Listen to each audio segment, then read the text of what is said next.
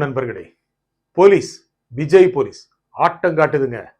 முன்னாள் அமைச்சர் தற்போதைய திமுக எம்எல்ஏ அனிதா ராதாகிருஷ்ணன் கைது செய்யப்பட்டார். செந்தில் பாலாஜியை காவல்துறை தேடுகிறது என்று செய்தி. அப்புறம் ஏவா வேலு முன்னாள் அமைச்சர் தற்போதைய திமுக எம்எல்ஏ அவர் எங்கு சென்று விட்டார்? சிங்கப்பூர் சென்று மருத்துவமனையில் அனுமதிக்கப்பட்டார். ஏன்னா சமீபத்தில் அவர் வீடு அலுவலகங்கள்ல தான் ரெய்டு நடந்தது. நான் நல்லா தேடி வந்து விசாரணைக்கு ஒத்துழைப்பு கொடுக்கிறேன் அப்படின்னு சொல்றார். என்னங்க சாதாரண விஷயமா? திரு விஜய் எந்த மாதிரி தன்னுடைய துறையை ஆட்டுவிக்கிறாரு பாருங்க. என்னென்ன சொல்லிட்டு இருந்தாருங்க, என்னென்ன சொன்னாங்க அந்த கட்சியை பற்றி, அவரை பற்றி எல்லாம். இன்னைக்கு ஒரு அதிரடியான ஒரு முதலமைச்சரா அவர் தன்னை வெளிக்காட்டிட்டு இருக்காரு. திமுக காரங்களுக்கு மிகப்பெரிய அதிர்ச்சிங்க. எந்த ஒரு ஆட்சி வந்தாலும் முதல்ல ஆண்டவங்களுக்கு எதிராக நடவடிக்கை எடுக்கிறது நம்முடைய தமிழக அரசியல் வரலாற்றில் இயல்பாக இருந்தது. திரு விஜய் முதலமைச்சரான பிறகு ஆட்சியை காப்பாற்றிக் கொள்வதற்கு கடுமையாக முயற்சி செய்ய வேண்டியிருந்தது. ஆட்சிக்கு வருவதற்கே அந்த சமயத்துல திரும்ப என்னன்னு சொன்னாங்க, குதிரை பேரம் செய்றீங்கன்னாங்க, அதிமுக ஆட்கள் எடுத்துட்டு அப்படின்னாங்க. இந்த மாதிரி ஏதேதோ விதமான கருத்துக்கள் வெளியே பரப்பப்பட்டன. இப்ப என்ன ஆயிப்போச்சு, அப்படியே பிளேட்டை மாத்திட்டு திமுக காரங்க கடுமையாக திரு விஜயுடைய காவல்துறை நடவடிக்கையை கடுமையாக விமர்சனம் பண்றாங்க. திரு ஸ்டாலினையே இது போலீஸ் ராஜ்யமா அப்படின்னு கேட்கிறாரு. டைவர்ஷன் அரசு இப்படி எல்லாம் பேசிட்டு இருந்தவர் இப்ப என்ன பேசுறாரு, போலீஸ் ராஜ்யமா இது? ஆனா என்ன முக்கியமான விஷயம் தெரியுமாங்க, இந்த போலீஸ் துறையை பத்தி உங்களுக்கு நல்லா தெரியும். யார் ஆட்சியில் இருந்தாலும் அவங்களுக்கு தகுந்தபடி அவங்க என்ன சொல்றாங்களோ அதை செய்யும். சட்டத்திற்கு உட்பட்டு இந்த ஆட்சி சட்டத்துக்கு உட்பட்டு நடவடிக்கை எடுக்குது. அனிதா ராதாகிருஷ்ணன் எதற்காக கைது செய்யப்பட்டார்? முதலமைச்சர் விஜய் பற்றி கடுமையாக பேசினார், ஒருமையில் பேசினார், கீழ்த்தரமாக பேசினார் என்பதற்காக அவர் கைது செய்யப்பட்டார். இதுக்கெல்லாம் வாங்க கைது செய்வீங்க அப்படின்னு நிறைய பேர் கேட்கறாங்க. முக்கியமாக சில வாரங்கள் முன்னால யூடியூபர்ஸ் எல்லாம் கைது செய்யப்பட்டாங்க. அதுலயும் ஒரு சின்ன அரசியல் இருந்தது. முக்கியமாக பாரதிய ஜனதா கட்சி சேர்ந்த ஒரு பெண் பிரமுகருக்கு எதிராக பேசியதாக அவர்கள் கைது செய்யப்பட்டார்கள். அவர்கள் யூடியூபர்ஸ் எல்லாம் கைது செய்யப்பட்டாங்க. அதுல கூட எதுக்குங்க கைது செய்யணும், விசாரிச்சு விட்டுருக்க கூடாதா அப்படின்னு நிறைய பேர் கேட்டாங்க. ஆனாலும் யூடியூபர்ஸ் எந்த விதமான பேசுறாங்க, அவங்களுக்கு எதிரான நடவடிக்கை எடுத்தா எல்லாரும் கொஞ்சம் அடக்கி வாசிப்பாங்க அப்படின்னு அரசாங்கம் நினைச்சிருக்கு, திரு விஜய் நினைச்சிருக்கிறார். சரி, முன்னாள் அமைச்சர்கள் மீது நடவடிக்கை எடுப்பாங்களா?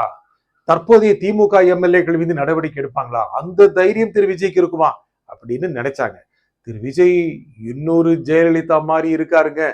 செல்வி ஜெயலலிதா ரொம்ப உறுதியா பேசுவாங்க, குரல் உயர்த்தி பேசுவாங்க, தன்னுடைய ஆளுமையை முழுக்க முழுக்க எல்லா இடத்துலையும் நிரப்பி வைப்பாங்க, அந்த ஆளுகையை காட்டுவாங்க.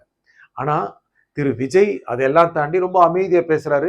சட்டப்பேரவையில கொஞ்சம் உறுதியா கூட பேசினாரு. ஆனா அவருடைய நேச்சர் கொஞ்சம் சாஃப்டானது தான். ஆனா இப்படி நடவடிக்கை எடுப்பாரா அப்படின்னு திமுக காரங்களே எதிர்பார்க்கல. ஏதோ வழக்கு போடுவாங்க, மிரட்டுவாங்க அப்படின்லாம் நினைச்சாங்க. உங்களுக்கு நல்லா தெரியும், எந்த வழக்கையும் சந்திக்க தயார், நாங்கள் யாரு, இந்த சலசலப்புக்கெல்லாம் இந்த பணங்காட்டு நரி அஞ்சாது அப்படின்லாம் சொல்லுவாங்க. ஜெயில் வாழ்க்கைன்னா ஒரு சாதாரண வாழ்க்கையாங்க. ஒரு 10 நாள் 15 நாள் உள்ள இருந்தாவே கடுமையா ஆக்கிடுவாங்க. என்னதான் நீங்க நினைச்ச மாதிரி எல்லாம் களியெல்லாம் திங்க மாட்டாங்க. அவங்களுக்கு வீட்டு சாப்பாடே போகும். இருந்தாலும் கூட அந்த குறுகிய அறை, அங்கு இருக்கின்ற சக விசாரணை கைதிகள், அதுக்கப்புறம் அந்த கழிவறை, இதெல்லாம் பார்க்கும்போது எதுக்குடா ஜெயிலுக்கு வந்தோம் அப்படிங்கிற ஆயிரும் இல்ல. அந்த விதமான ஒரு திரட்டை, அந்த விதமான ஒரு உளவியல் சிக்கலை கொடுக்கறது தான் இந்த அரசோட திட்டமா இருக்குங்க. திரு விஜய் இந்த மாதிரி சைக்காலஜிக்கலா பிளே பண்றாரு. அதை யாருமே மறுக்க முடியாது. இதுல திமுக காரங்களுக்கு கொஞ்சம் அதிர்ச்சியா தாங்க இருக்கு. ஏன்னா சினிமா பட பாணியில் இவ்வாறு நடந்து கொள்கிறார் அப்படின்லாம் திரு ஸ்டாலின் சொல்றாரு. ஆமா, ஒரு ஹீரோ மாதிரி தான் நடந்துக்கிறாரு திரு விஜய். ஒரு police Vijay, Vijay police. Police யாரோட போலீஸ்? விஜய் போலீஸ். இந்த மாதிரி கைது செய்யறவங்கலாம் வில்லன்களோ அப்படிங்கிற மாதிரி மக்கள் கிட்ட ஒரு சித்தரிப்பை உருவாக்குறாங்க. இது எல்லாமே வழக்கு போகும், வழக்கு நிக்குமா, நீதிமன்றம் தான் அது முடிவு செய்யும். யாரு கடுமையா பேசுறாங்க, இதெல்லாம் இருக்கு.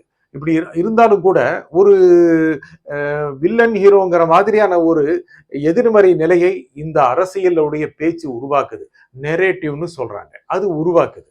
இன்னொரு விஷயம் என்ன அப்படின்னா, திரு செந்தில் பாலாஜி தொடர்பானது. தாவேகாவுடைய ஒரு எம்எல்ஏவை தன் பக்கம் எழுப்பதற்காக அவரிடம் பணம் கொடுக்க தயாராக இருந்ததாக கைது செய்யப்பட்டாங்க சில பேர்.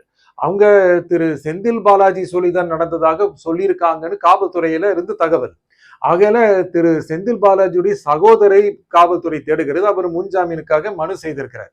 செந்தில் பாலாஜியும் காவல்துறை தேடுகிறதா. அப்ப என்ன பண்ண போறாங்க? அவரையும் அரெஸ்ட் பண்ண போறாங்களா?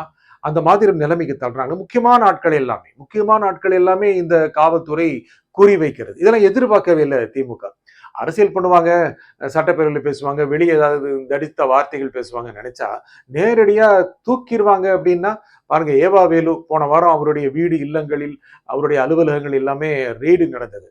அவர் என்ன பண்ணிட்டாரு, திடுதிப்புன்னு சிங்கப்பூர் போயிட்டு அந்த ஆஸ்பத்திரியில அனுமதி ஆயிட்டாரு. இல்ல நான் உடம்புக்கு சரியில்லை, உங்களுக்கு ஒத்துழைப்பு தர்றேன், உடம்பு நல்லான பிறகு தர்றேன் அப்படிங்கிறார். பாருங்க, எல்லாருடைய வயிற்றையும் கலக்க வைத்து விட்டார் திரு விஜய். இன்னும் யார் யார் லிஸ்ட்ல இருக்காங்கிறதே தெரியல.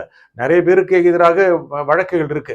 இந்த மாதிரி ஒரு சமயத்துல இந்த மாதிரியான ஒரு கட்டமைப்பை உருவாக்குறது மூலமாக விஜய் இன்னும் கூட ஒரு பலம் வாய்ந்தவராக தெரிகிறார்.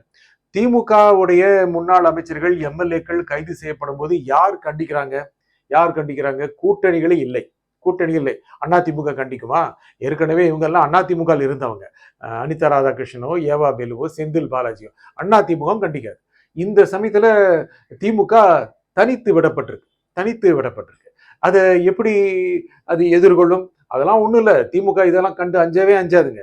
ஆனா அதே சமயம் இந்த மாதிரி ஒவ்வொருத்தரா தூக்கிட்டாங்க அப்படின்னா அந்த இண்டிவிஜுவல்களை, தனிப்பட்ட மனிதர் இருக்காங்க இல்லையா, அவங்களுக்கு ரொம்ப கஷ்டமா இருக்கும். எப்படி இதை சகிக்கிறது, எப்படி இதை ஏத்துக்கிறது அப்படின்னு இருக்கும். எதுக்கு இந்த அரசியல்கரமா இருக்கும், யாருக்காக இந்த அரசியல் செய்கிறார்கள், அதுவும் இருக்கும். ஆனா இதையும் மீறி ஒரு அரசியலை உருவாக்குறாங்க. முக்கியமாக திரு விஜய் கரூர் போறாரு. கரூர்ல அங்கு அந்த நிகழ்வு நடந்தது அல்லவா, ஒரு மோசமான நிகழ்வு. அதுல 41 பேர் இறந்து போனாங்க. அவங்களை சந்திக்கிறாருங்கிறதுலாம் பேச்சு இருக்கு. அவங்களுக்கு அரசு பணி கூட கொடுக்கறதா, அந்த குடும்பத்தில் ஒருவருக்கு அரசு பணி கொடுக்கறதா கூட ஒரு திட்டம் இருக்கு. அதை நிறைய பேர் விமர்சனம் பண்றாங்க. கொடுத்தால் என்னங்கிறாங்க, எத்தனையோ அரசு பணி இருக்கு, கொடுத்தால் என்ன? அதுலயும் ஒரு முரண்பட்ட அரசியலை திரு விஜய் உருவாக்குகிறார். இந்த அரசியல் இவங்களை கைது செய்வதன் மூலமாக பச்சாதாபம் பெற முடியும். முன்னாள் ஆட்சியிலங்க முதல்ல திமுக அரசுல ஆட்சிக்கு வருவதற்கு முன்னால என்ன சொன்னாரு திரு ஸ்டாலின், என்னென்ன சொன்னார் அப்படின்னா, அண்ணா திமுக அமைச்சரவையில் இருந்தவர்களுக்கு எதிராக நடவடிக்கை எடுக்கப்படும் அப்படின்னாரு. ஏன் கொடநாடு கேஸ் கூட ரொம்ப வேகம் எடுக்கும்னாரு. ஒன்னும் வேகமே எடுக்கல. எடப்பாடி காலத்தில் இருந்ததை விட ஸ்லோ ஆகி போச்சு. இது தொடர்ந்து பலவிதமான கருத்துக்களை உருவாக்குச்சு. என்னன்னா, அதிமுகவை சேர்ந்தவர்களை திரு ஸ்டாலின் அனுசரணையாக எதிர்கொள்கிறார். அவங்களுக்கு எதிராக நடவடிக்கை எடுக்க விரும்பல. என்ன காரணம்னா, அவங்களுக்கு மக்களுடைய ஆதரவு வந்துருமோ, அடுத்த தேர்தலில் அவங்க ஜெயிச்சு வந்துருவாங்களோ அப்படிங்கிற எண்ணம் திரு ஸ்டாலினுக்கு இருந்தது. ஆனா திரு விஜய்க்கு அது இல்லை. திமுக காரங்களுக்கு எதிராக நடவடிக்கை எடுத்தா அப்படி ஒன்றும் பெருசா ஒன்றும் ஆயிராதுன்னு நினைக்கிறார். இன்னும் கூட மக்கள் ஓகே, நம்ம ஹீரோ அப்படியே சாட்டையை சுழற்றாரு அப்படி நினைச்சுக்குவாங்க அப்படிங்கிறது சாதகமா எடுக்கிறார். தேர்தல் வருவதற்கு உள்ளாட்சி தேர்தல் அடுத்த ஆண்டு நடக்கலாம், இந்த ஆண்டு நடக்கலாம். அதே மாதிரி சட்டப்பேரவை தேர்தல் நடப்பதற்கு இன்னும் 5 ஆண்டுகள் இருக்கிறது. மக்களவை தேர்தலும் வரலாம். இதுக்கு நடுவில் பல விஷயங்கள் வந்துட்டு போயிடும். ஜெயிலுக்கு போவாங்க, வெளியே வருவாங்க. ஆனா இப்ப இருக்கிற நெரேட்டிவை மாத்திட்டார். என்னன்னா, அதிமுக ஆட்கள் போறாங்க, இது குதிரை பேரம்ங்கிறாங்க. அது ஆயிப்போச்சு. குதிரை பேரம் செய்வதற்கான முயற்சி எடுத்ததாகத்தான் 9 பேர் கைது செய்யப்பட்டிருக்காங்க. இந்த வழக்கு தொடர்பாகத்தான் திரு செந்தில் பாலாஜியும் அவருடைய சகோதரரும் தேடப்படுகிறார்கள். அப்பனா யார் இதுல நடவடிக்கை எடுக்கிறாங்க? மக்கள்கிட்ட என்ன போய் சேரும்? இந்த மாதிரியான ஒரு பேச்சை மாற்றுவதற்கான கணிசமான உத்தி திரு விஜய் தெரிஞ்சிருக்கு. அரசியலுடைய நிலைமையை இவர் மாத்துறாரு. இது திமுக எதிர்பார்க்கவே இல்லை. அதிர்ச்சியா தான் இருக்கு. அதிமுக அதோட அதிகமா அதிர்ச்சியா இருக்குங்க. நன்றி, வணக்கம்.